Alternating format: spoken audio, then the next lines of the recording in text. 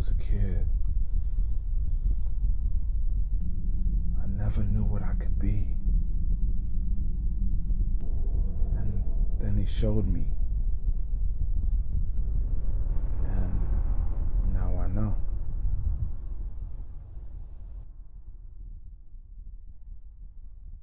This is part what happened next.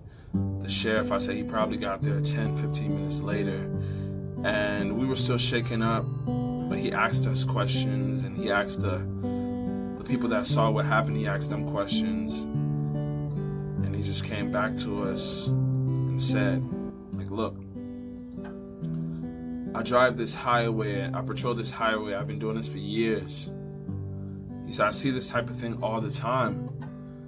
He said, surely, if one of you guys didn't have on your seatbelt, he said, you would have died instantly.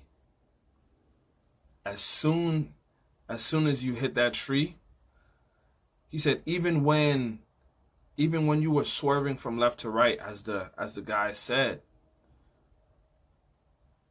he said, you would have died. You would have easily been thrown out the car. And when he said all of this, you can only imagine what I had going through my mind. The first thing that came across my mind was, what was that voice that I heard? And in the beginning, I was thinking that it was my conscience. But I've never experienced this with my conscience before, where, of course, I'll be thinking and everything, but it's never been that my conscience was louder than a voice or me being in the moment. It was always that my conscience, it was always that I could hear my conscience and I could hear people at the same time, but never just hearing one thing over the other. So I knew very quickly that was the voice of God that I heard. And I didn't ask from that point on if God was real. I just asked God, I said, God, why did you save my life? And God impressed upon me, Jason, there's a special work that I need you to do. I want you to reach out to the world, and I want you to tell the world this story. There's a lot of people out there that are hurting, and a lot of people out there, they don't have hope. He said, I saved your life for this specific reason, to inspire as many people as you possibly can. And since that point on, my eyes were open. And that's what happened. This is my Father's will, and to my listening ears, whole nature sings, and around me rings the music of the Spirit. This is my Father's will, the bird that carols arise, the morning light, the lily white, declares the Maker's praise. This is my Father's will, higher me in the thoughts of rocks and trees, of skies and seas. His hand the wonders wrought. This is my Father's will,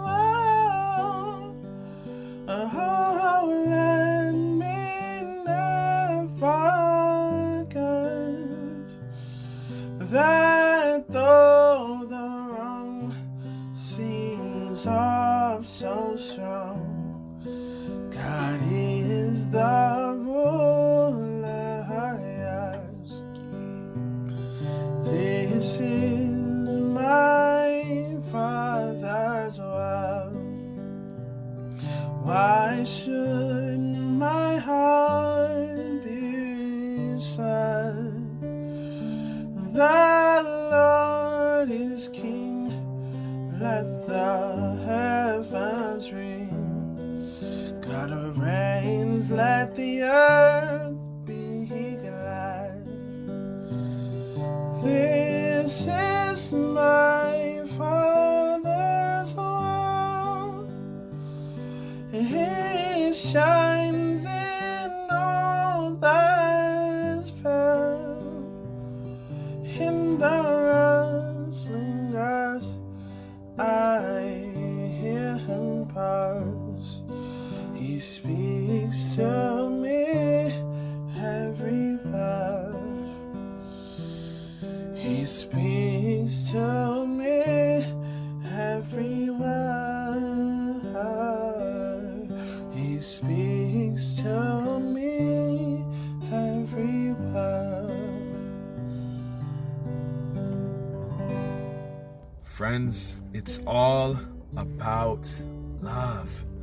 God loved us so much that he sent his only son to the world to die for all of us. He knew of all the mistakes and things that we would make. He knew of all the trouble we would get ourselves into. And keeping it real, I know a lot of people look at Christians as very judgmental.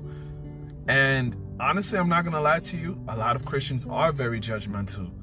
But this is what I want to say, and this is real. The church is a hospital. Why do I say that? Because every single person in the church is a patient. Every single person in the church has something going on with them. And it's crazy for Christians to look at people and judge them, because all of us have something going on with us. That's like looking at someone and basically pointing out their flaws, and you have a flaw as well. That is not what God called us to do. God called us to love each other. And if we are to do that, we are to talk to people out of love. This is what I told my late friend. I said, brother, I love you, man. I'm not here to judge you based off the things that you've done in the past or the things that you're doing now. I'm here to love you for who you are. And I told him, I said, come to God as you are. And once you start walking with God, he will change you. There are certain things that you're doing, he will tell you, look, you shouldn't be doing this. And if you ask him to take away the taste from that out of your mouth, he will. He will give you certain desires that you never had before. He will literally transform your life. This is what I'm saying, family. The Lord is transforming my life. My parents sent me through Christian education. I was just a seed. My belief was just a seed. That's how it starts. My faith was a seed. It was as small as a mustard seed. But when God started to do certain things for me, it started to grow. The roots came out, a little plant, as I started to pray and different things like that. But now I can say, I'm not perfect. I'm a small tree. I'm getting bigger and bigger. But guess what? With this faith in God and the things that he's going to continue to do for me, I'm growing. And I'm just going to share. I'm sharing my growth and sharing the little fruits that I have with anyone I come in contact with, so that I can make an impact. That's what God has called us to do. Jesus was the most influential person that walked the planet of the earth. And he's given us an example, and I'm going to take it. I just want to say, I love you, God loves you, and we're all children of the King. Love. And also, if you're not a believer, I just want to let you know, look, I'm not here to force my beliefs on you. I'm just here to tell my story. This is the story that God has given me, and I'm only here to share it. But if you don't even believe in the existence of God, and I just want to ask you, what if he does exist? What then?